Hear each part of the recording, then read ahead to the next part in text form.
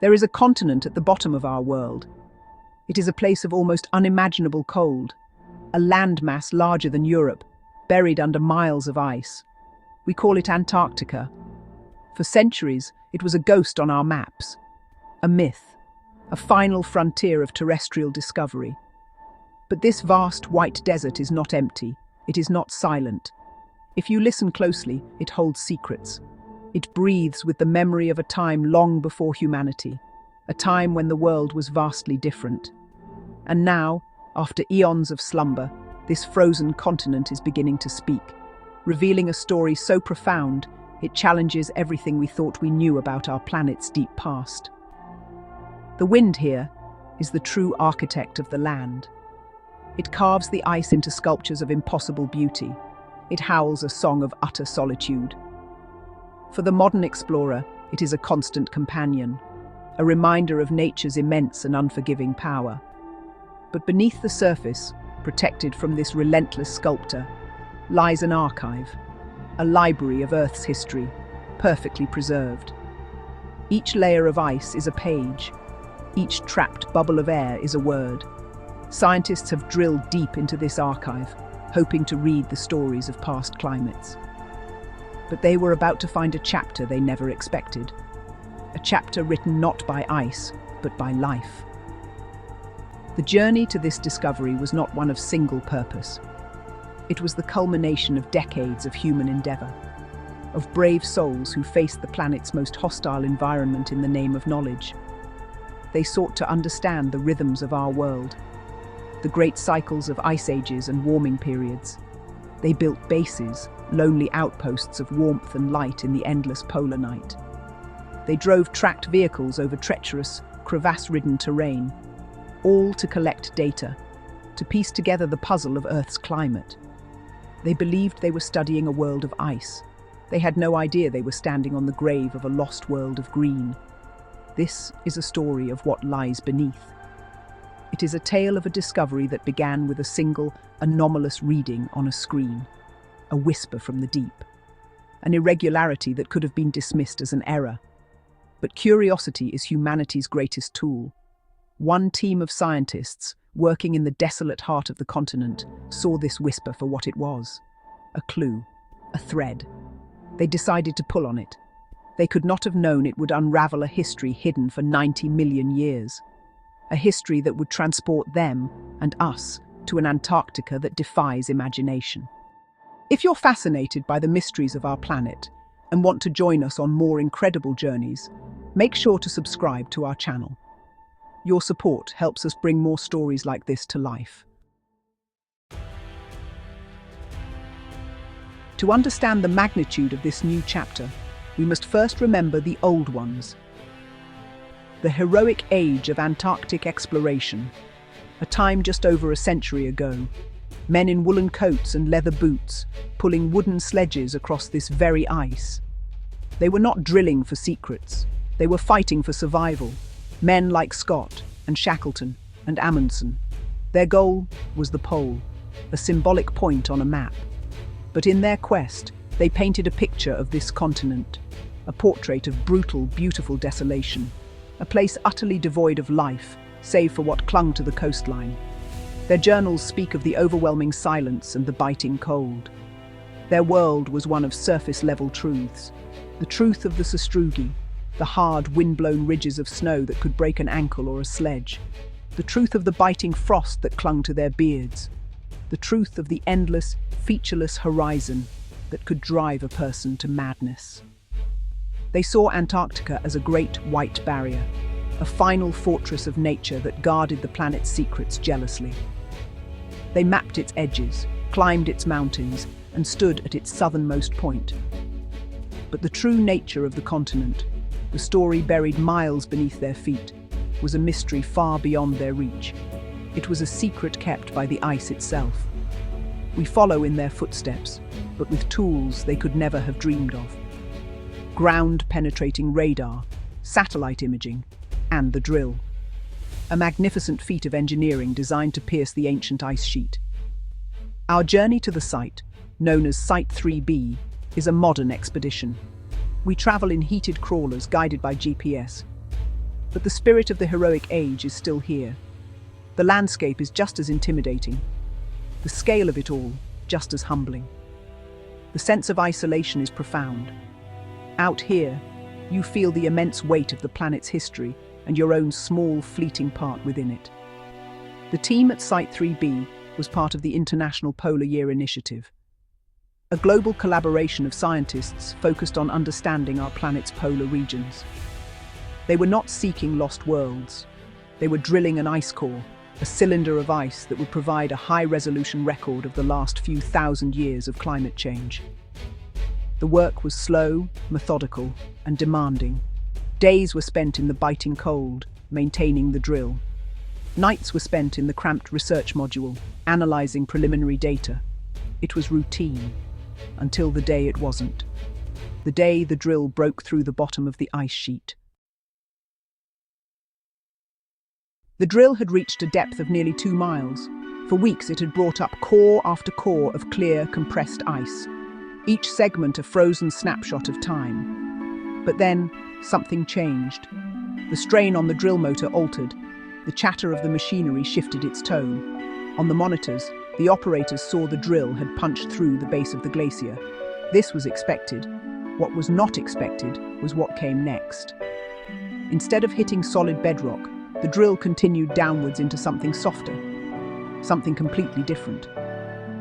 The tension in the small research station became palpable. All eyes were on the depth gauge. The team decided to switch from an ice drill to a sediment corer, a delicate and risky operation at such a depth. The anticipation was immense. What lay beneath the oldest ice in the world? Geological models predicted a barren landscape of rock and gravel, scoured clean by the glacier's immense weight over millions of years. The first core from this new layer was brought to the surface with painstaking care. It was a long, metal tube, sealed and still frozen from its journey. The team gathered around the processing table. The air was thick with a mixture of hope and scientific skepticism. The lead geologist, Dr. Aris Thorne, prepared to open the cylinder. As the core was split open, a collective gasp filled the room. This was not rock. It was not gravel. It was soil, dark, rich and loamy. It looked like something you might find on a forest floor. It was impossible. Soil like this, here, beneath 2 miles of polar ice. Dr. Thorne, a man known for his calm, measured demeanor, simply stared. He reached out a gloved hand and touched the material. It was cold, of course, but its texture was unmistakable. It was organic. It was ancient earth. And within it, they began to see shapes, the delicate, intricate patterns of fossilized roots. The initial shock gave way to a flurry of frantic, excited activity. Every fragment of that core was a treasure. They placed samples under the microscope. The view was breathtaking. They found fossilized pollen, spores from ferns, the remains of flowering plants, all perfectly preserved in the cold, oxygen-free environment. This was not just soil.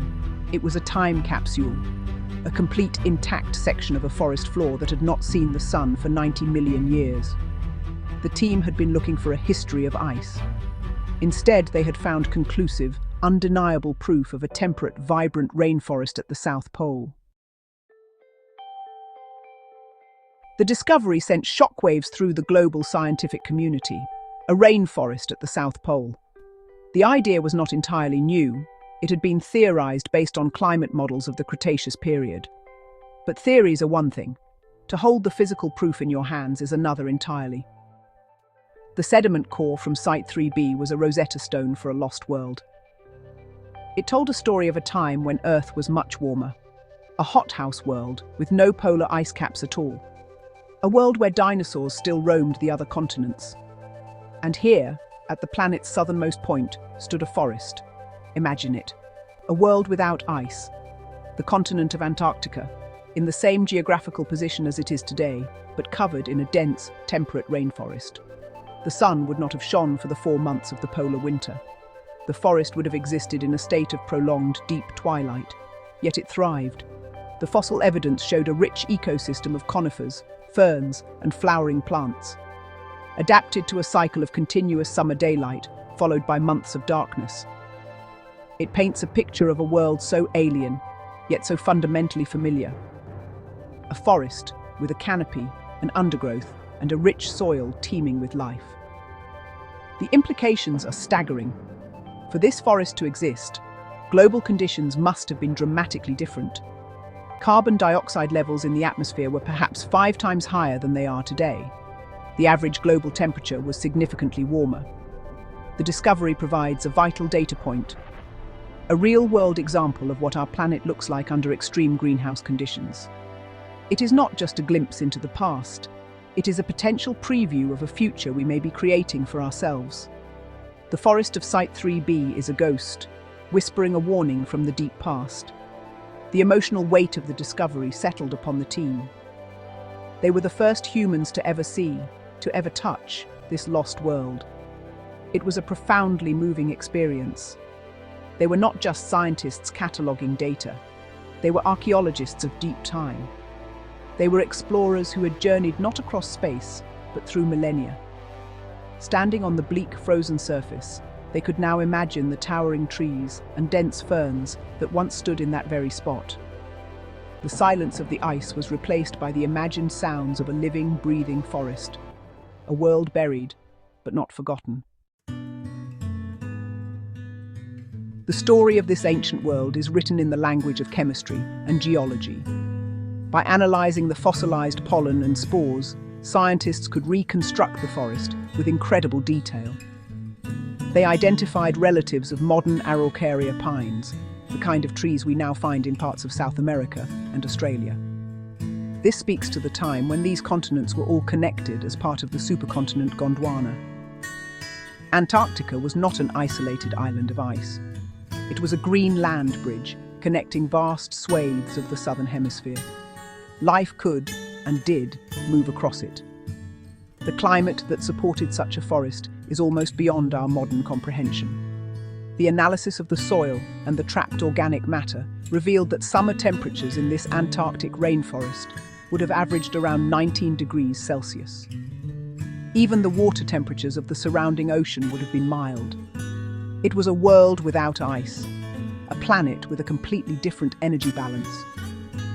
This discovery forces us to rethink the limits of life and the dynamic nature of our world. It shows that Earth's climate system can be pushed to extremes we are only just beginning to understand. How did this world end? As Gondwana continued to break apart, Antarctica became isolated. Ocean currents shifted. The Drake Passage between Antarctica and South America opened up, creating the powerful Antarctic Circumpolar Current. This current acted like a thermal barrier, isolating the continent from warmer waters to the north. At the same time, global carbon dioxide levels began to fall. The planet's hothouse age was coming to an end. The long, slow cooling began. The first frosts would have been a shock to the ancient forest. The first lasting snow, a death sentence. Over millions of years, the green world vanished. The ice began to grow. First on the mountaintops, then spreading outwards, creating vast ice sheets that eventually merged. The forest was crushed and buried under the immense weight. The trees fell, the soil was covered, and the continent was entombed. The vibrant world of green was replaced by a silent world of white. It is a dramatic, epic story of planetary change, a reminder that the world we know is not permanent. The landscapes we see as eternal are, on a geological timescale, merely fleeting moments. The discovery of Antarctica's lost rainforest is more than a historical curiosity. It is a message from a 90-million-year-old Earth, delivered to us in the 21st century. It speaks of the profound sensitivity of our planet's climate. It demonstrates, with startling clarity, the powerful link between carbon dioxide in the atmosphere and the temperature of our world. The same forces that allowed that forest to grow are the forces we are now unleashing ourselves. By burning fossil fuels, we are raising CO2 levels at a rate far faster than anything seen in the geological record. This ancient world serves as a crucial benchmark. It shows us what is possible It grounds our climate models in a tangible reality. We are no longer dealing with just theoretical projections. We have physical proof of what Earth looks like when CO2 levels are high. The ice sheets, which we depend upon to regulate our climate and maintain our sea levels, are not a permanent feature of our planet. They can, and they have, vanished before. The discovery is a sobering reminder of the immense power we now wield over the future of our world. The human quest for knowledge is relentless. It takes us to the deepest oceans and the furthest reaches of space. And sometimes it takes us 2 miles beneath the ice at the bottom of the world. Each discovery like this adds another piece to the grand puzzle of our planet. It deepens our understanding, but it also deepens our sense of wonder. To know that a world so different existed to hold its remnants in our hands is to connect with the deep, vast story of Earth itself. It fosters a sense of humility and a feeling of profound connection to the natural world. The ice of Antarctica is melting. As it recedes, it may reveal more secrets, more lost worlds. This discovery is surely not the last. It is a single chapter in a book that is only just beginning to be opened. The story of the Antarctic rainforest is a story of a world that was, but it is also a warning, a cautionary tale written in soil and pollen. It tells us that our planet's history is dynamic and sometimes violent, and it asks us a simple yet profound question. What will the next chapter, the one we are writing today, look like?